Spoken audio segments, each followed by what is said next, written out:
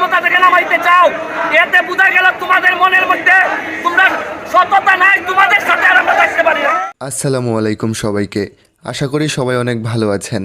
মনের ভেতর একটা ঈদ আনন্দ নিয়ে আজকে এই ভিডিওটা বানালাম। আপনারা যারা এর আগে আমার ভিডিও দেখেছিলেন তারা হয়তো জানেন এর আগের ভিডিওতে আমি কেঁদেছি। যাই হোক, সবই আল্লাহর ইচ্ছা। তো আজকের এই ভিডিওতে কোনো ডায়লগ আপনাদের দেখাবো না।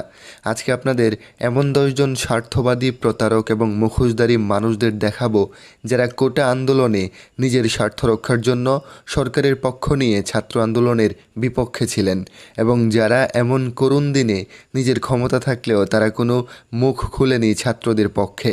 এমনকি তারা ফেসবুকে একটা পোস্ট পর্যন্ত করেনি এই ছাত্রদের আন্দোলন নিয়ে।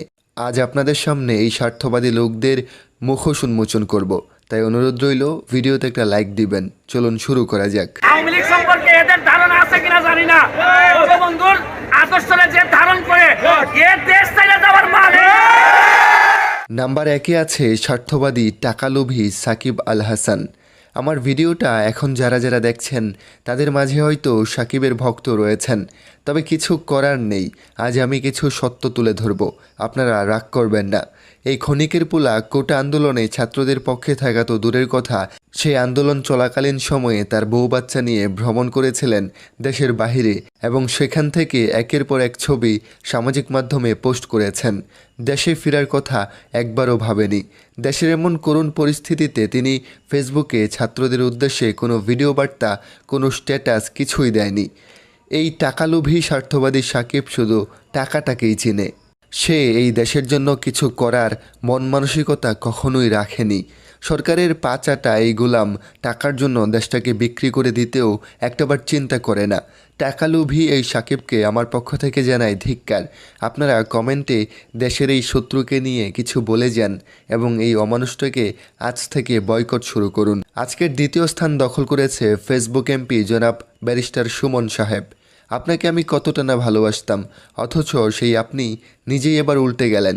আপনি নিজের ক্ষমতা ধরে রাখার জন্য, নিজের ক্ষমতার লোভে আপনি শেষ মুহূর্তে জনগণের সাথে বেইমানি করলেন।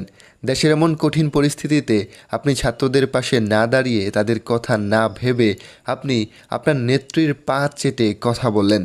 আপনার আসল চেহারার আড়ালে অন্য একটা মুখোশ যে রয়েছে তা বেরিয়ে আসলো আপনার এই ভিডিওটার মাধ্যমে। আপনার সকল জনপ্রিয়তা ছিল এই ছাত্রদের ঘিরে, কিন্তু আপনি তাদের বিপক্ষে চলে গেলেন শেষ মুহূর্তে। আপনার প্রতি যতটুকু ভালোবাসা ছিল সবই হারাই গেছে। আপনার প্রতি ঘৃণা। এখন জনগণ আপনার জন্য রেডি হচ্ছে। আজকে আমি আমার ছেলের জন্য আপনাদের কাছে ক্ষমা চাচ্ছি। আমার ছেলে মানুষকে ভালোবাসে, সে সব সময়, তার মনটা অনেক নরম, সে মানুষকে অনেক ভালোবাসে। আজকে আপনাদের পাশে সে হয়তো শ্বশুরের নাই, কিন্তু মন প্রাণ হৃদয় জুড়ে সে আপনাদের সাথে। আমাদের লিস্টের 3 নম্বরে রয়েছে নাটকবাজ স্বার্থবাদী লোক ফারাজ করিম চৌধুরী। এই লোকটাকে আমি ভালো ভাবতাম, কিন্তু তিনিও এবার ছাত্রদের সাথে বেমানি করলেন। আপনারা হয়তো জানেন এই ফারাজ করিম চৌধুরী ফেসবুকে এসে তার মাকে নিয়ে একটা নাটক বানিয়েছেন। সেখানে তিনি জাতির উদ্দেশ্যে বলেছেন তার ছেলে পারিবারিক চাপের কারণে ছাত্রদের পাশে দাঁড়াতে পারছেন না।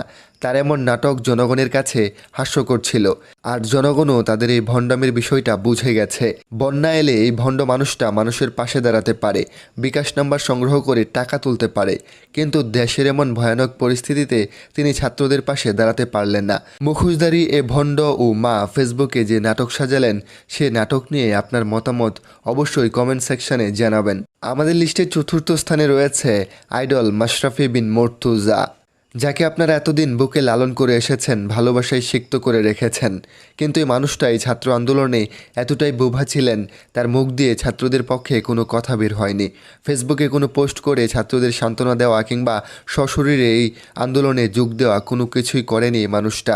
অথচ তাকে নিয়ে সাধারণ মানুষ ভাবত তিনি সরকারকে উপেক্ষা করে ছাত্র আন্দোলনে হয়তো ছাত্রদের পাশে থাকবেন, কিন্তু তিনি তা করলেন না। অন্যদের মতোই তিনি নেত্রীর পা চেটে গেলেন। নিজের ক্ষমতা টিকে রাখার জন্য ক্ষমতালোভী মানুষটাও চুপ রয়ে গেল। আমাদের লিস্টের 5ম স্থানে রয়েছে তৌহিদ উদ্দিন আফ্রিদি। সামাজিক মাধ্যমে এই তরুণ বেশ জনপ্রিয়, তার ভিডিওগুলো মানুষ অনেক ভালোবাসে, পছন্দ করে। কিন্তু এই ছাত্র আন্দোলনে সেও চুপ করে থেকেছিল। ছাত্রদের পাশে দাঁড়ানোর বিপরীতে তার ফেসবুক আইডি সে ডিঅ্যাক্টিভ করে রেখে দিয়েছিল। জনপ্রিয়তায় ডুবে থাকা এই তরুণ মানুষের আবেগের মূল্য দেয়নি, সে ছাত্র সমাজের পাশে দাঁড়ায়নি। এমনিতে দেশে কোনো বন্যা হোক বা কোনো সমস্যা হোক তাকে সেখানে দেখতে পাওয়া গেলেও এবার ছাত্র আন্দোলনে তাকে দেখা যায়নি। স্বার্থবাদী তালিকার লিস্টের 6 নম্বরে রয়েছে অভিনেতা চঞ্চল চৌধুরী। কোটা আন্দোলন নিয়ে রাজপথে যুদ্ধ করা ছাত্রদের পাশে দাঁড়ায়নি এই অভিনেতা। তার ফেসবুক ওয়ালে কিংবা কোনো ভিডিওর মাধ্যমে ছাত্রদের পাশে দাঁড়াতে দেখা যায়নি তাকে। মানুষ কতটা নিষ্ঠুর হলে এমন কাজটা করতে পারে বলুন। চঞ্চল চৌধুরীর মতো নিজের সামর্থ্য থাকা সত্ত্বেও যারা ছাত্র আন্দোলনের পাশে দাঁড়ায়নি তারা মানসিকভাবে কতটা না ছোট। অথচ মানুষ আশা করেছিল তিনি ছাত্রদের পাশে দাঁড়াবেন, কিন্তু তিনি তা করলেন না। এখন যে মানুষটার কথা বলবো সে আপনার আমার খুব পছন্দের একজন মানুষ। তিনি হলেন নাদির অন দ্য গো চ্যানেলের মালিক নাদির।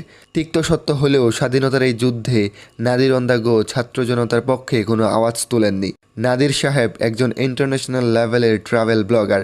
মানুষ তাকে যথেষ্ট রেসপেক্ট করে, কিন্তু দুঃখের বিষয় এই মানুষটাও বোবা হয়ে গিয়েছিলেন। ছাত্র আন্দোলনে নিজের মুখে তালা দিয়ে রেখেছিলেন। কিন্তু আমাদের মতো সাধারণ মানুষ ওনার কাছ থেকে আশা করেছিল তিনি হয়তো ছাত্র জনতার পাশে থাকবেন, হয়তো ছাত্রদের পাশে দাঁড়াবেন, কিন্তু তিনিও স্বার্থপরদের তালিকায় নাম লেখালেন। আমাদের আজকের লিস্টের 8 নম্বরে রয়েছে স্বার্থবাদী লোক আরিফিন শুভ। এই অভিনেতাকে আমার ভীষণ ভালো লাগতো, তাকে আমি ফলো করতাম, কিন্তু এবার কোটা আন্দোলনে তিনি যা করলেন তা থেকে তিনি এবার মন থেকে উঠে গেছেন। এই ছাত্র আন্দোলনে কোনোভাবেই ছাত্রদের পাশে দাঁড়ায়নি এই অভিনেতা। নিজের সামর্থ্য থাকা সত্ত্বেও মুখে তালা লাগিয়ে দিয়েছেন। শেখ হাসিনার পা চেটে গেছেন। হাসিনাকে খুশি রাখার জন্য শিক্ষার্থীদের সাথে তিনিও বেইমানি করেছেন। এমন স্বার্থপর বেইমান মানুষ দেশের জন্য ক্ষতিকর, কারণ তারা সময়ের সাথে বদলে যায়। সত্যকে সত্য বলতে তারা ভয় পায়। আমাদের লিস্টে 9 নম্বরে রয়েছে স্বার্থবাদী লোক জিয়াউল ফারুক অপূর্ব।